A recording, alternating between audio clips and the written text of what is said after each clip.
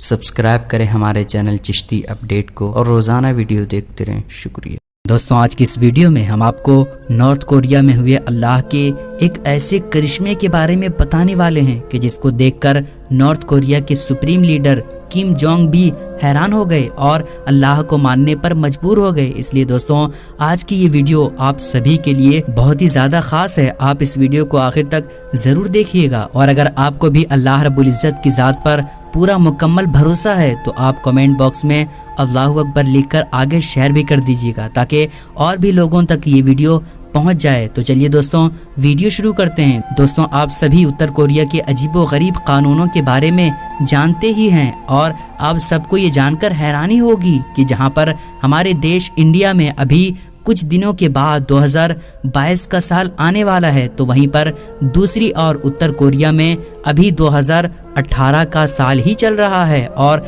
दरअसल उत्तर कोरिया एक ऐसा देश है जिसके कानून बड़े ही अजीबो गरीब हैं, जिसकी वजह से नॉर्थ कोरिया में रहने वाले लोग बहुत ही ज़्यादा परेशानी में अपनी जिंदगी जी रहे हैं। हम आपको ये भी बताते चलें कि उत्तर कोरिया में सिर्फ 3000 ही मुस्लिम लोग रहते हैं। वहाँ पर एक ही मस्जिद है जिसका नाम AR रहमान है। सूरह रहमान में अल्लाह ताला ने इरशाद फरमाया कि काफिर की शान व शौकत को देखकर कभी भी उसकी तरफ ना जाओ। ये सिर्फ उनका एक धोखा है। दोस्तों, जो लोग काफिर की शान व शौकत को देखकर उनकी और खींचे चले जाते हैं, उनके लिए जहन्नम की आग तय है। और जो लोग नेक और अच्छे काम करते हैं, उनके लिए कुरान करीम खुशखबरी है। और जो लोग बुरे काम करने वाले होते हैं, उनके लिए कुरान करीम एक खौफ दिखाने वाली किताब है। दोस्तों, नॉर्थ कोरिया में एक डायू नाम की औरत रहती थी जो हर वक्त सोशल मीडिया पर लगी रहती थी। वो देखती रहती थी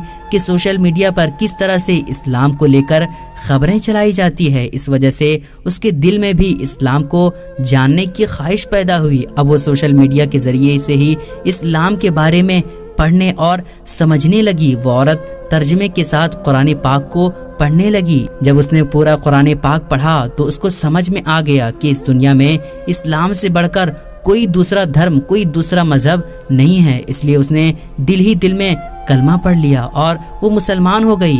हम आपको ये भी बताते चलें कि डायू के दिल में माँ बनने की बहुत ही ज़्यादा ख्वाहिश थी, लेकिन शादी के कई साल गुजर जाने के बाद भी उसके घर में कोई भी औलाद पैदा नहीं हो रही थी। डायू अपने शौहर के साथ कई बार हॉस्पिटल भी गई और अपना खूब इलाज भी करवाया, लेकिन उसके यहाँ पर कोई भी बच्चा पैदा नहीं हो रहा था। आखिरकार डायू और उसके शौहर को यकीन हो गया था कि डायू एक बांझ औरत है और उसको कभी भी बच्चा नहीं होगा। इसी वजह से किसी भी डॉक्टर का कोई इलाज उस पर असर नहीं हो रहा था। ये देखकर दोस्तों, डायू बहुत ही ज़्यादा परेशान और दुखी रहने लगी। जब डायू इस दुनिया से नाउम्मीद हो गई तो उसके बाद उसने अल्लाह की बारगाह में अपने हाथ उठाए और औलाद के लिए दुआ करने लगी और कहने लगी कि ए अल्लाह, मुझे कुछ नहीं चाहिए, बस मेरे घर में औलाद का सुख दे दे, मेरे घर में भी औलाद पैदा कर दे। इस तरह से वो हर रोज़ अल्लाह की बारगाह में दुआ करने लगी। दोस्तों, अल्लाह ताला ने उसकी दुआ कबूल फरमा लिया और कुछ ही दिनों के बाद उसके पेट में दर्द होना शुरू हो गया। उसका शौहर उसको लेकर हॉस्पिटल चला गया और जैसे ही डॉक्टर ने उसका चेक किया तो अल्लाह की रहमत से उस औरत को माँ बनने की खुशखबरी मिल चुकी थी। ये देखकर डायू बहुत ही ज़्यादा खुश हुई और दिल ही दिल में अल्लाह का शुक्र अदा करने लगी। उसके बाद जल्द ही डायू का पेट एक हामिला औरतों की तरह बढ़ने लगा। फिर जब वो दोबारा हॉस्पिटल आई तो डॉक्टर ने उसको बताया कि उसके जिस्म में ऐसी जी की मात्रा बहुत बढ़ चुकी है। इसका मतलब ये हुआ कि उसके पेट में एक से ज्यादा बच्चे पल रहे हैं। डायू ने जैसे ही इस बात को सुना तो वो बहुत ही ज्यादा खुश हुई और उसने सोचा कि शायद उसके घर में जुड़वा बच्चे आने वाले हैं। फिर कुछ दिनों के बाद डायू का अल्ट्रासाउंड किया गया। अल्ट्रासाउंड की रिपोर्ट को देखकर डॉक्टरों के भी होश उड़ गए। वो हैरान और परेशान हो गए क्योंकि डॉक्टरों ने देखा कि डायू के पेट में 1-2 नहीं बल्कि पूरे 8 बच्चे एक साथ पल रहे हैं। जब इस बात की खबर डायू को दी गई तो उसके लिए यकीन कर पाना मुश्किल हो गया। डॉक्टरों ने उनको बताया कि बच्चों में से कुछ ही बच्चे जिंदा रह पाएंगे क्योंकि एक साथ 8 بچوں کو جنم دینا یقیناً کئی طرح کی پریشانیوں کو پیدا کرنے والا کام ہے اور اس میں ڈائیو کی جان بھی جا سکتی ہے، اس لیے آپ کو ان بچوں کی تعداد کو کم کرنا پڑے گا۔ تو یہ سن کر ڈائیو کو کچھ سمجھ نہیں آ رہا تھا کہ وہ اس وقت کیا کرے۔ اب اس کو ایک مشکل فیصلہ کرنا تھا کہ وہ بچوں کی تعداد کم کریں یا پھر تمام بچوں کو ایک ساتھ پیدا کریں۔ ڈاکٹر کی باتوں کو سن کر ڈائیو کے شوہر نے یہی کہا کہ وہ بچوں کی تعداد کو کم کر دیں تاکہ ڈائیو کی جان بچ جائے، لیکن آخر میں ایک لمبی بحث کے بعد ڈائیو نے یہ فیصلہ کیا کہ اسے اپنے رب پر پورا بھروسہ ہے، اس لیے وہ 8 بچوں کو پیدا کرے گی۔ اب اس نے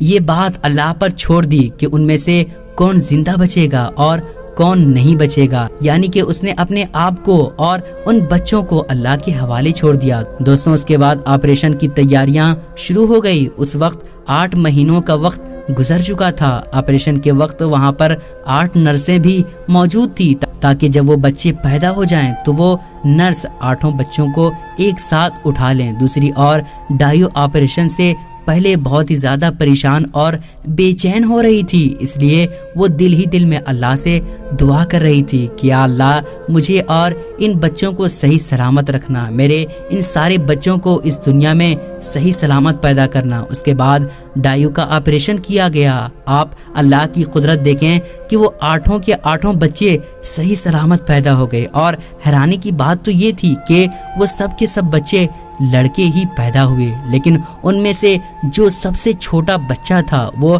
بہت ہی زیادہ کمزور تھا۔ ڈاکٹروں نے بتایا کہ یہ بچہ ان سب کا چھوٹا بھائی ہے۔ پیٹ میں یہ بچہ سب سے نیچے تھا، اس وجہ سے اس کو کھانا صحیح سے نہیں مل پا رہا تھا، اس لیے یہ اتنا کمزور پیدا ہوا ہے۔ اب اس بچے کو 1 مہینے تک ہاسپٹل میں ہی رکھا جائے گا تاکہ اس کی صحیح سے دیکھ بھال ہو جائے اور یہ بچہ جلد سے جلد صحت مند ہو جائے۔ اور ہوا بھی کچھ ایسا ہی کہ تقریباً 1 مہینے کے بعد وہ آخری بچہ بھی ڈائیو کو سونپ دیا گیا۔ دوستوں، ڈائیو کی اس مشکل گھڑی میں اس کے شوہر اور اس کی ماں نے اس کا خوب ساتھ دیا۔ ڈائیو کا اس دنیا میں اپنے شوہر اور اپنی ماں کے سوا کوئی نہیں تھا۔ ڈائیو کے پڑوسیوں نے بھی ان کی مدد کی، ان کو پیسے بھی دیے تاکہ وہ اپنا علاج کروا سکیں۔ اور یہی نہیں بلکہ نارتھ کوریا کے سپریم لیڈر کم جونگ کو جب اس کی خبر ہوئی، جب اس کی جانکاری ہوئی تو وہ بھی ڈائیو سے ملنے کے لیے پہنچے اور ڈائیو اور اس کے پریوار والوں کی پوری طرح سے مدد کرنے کا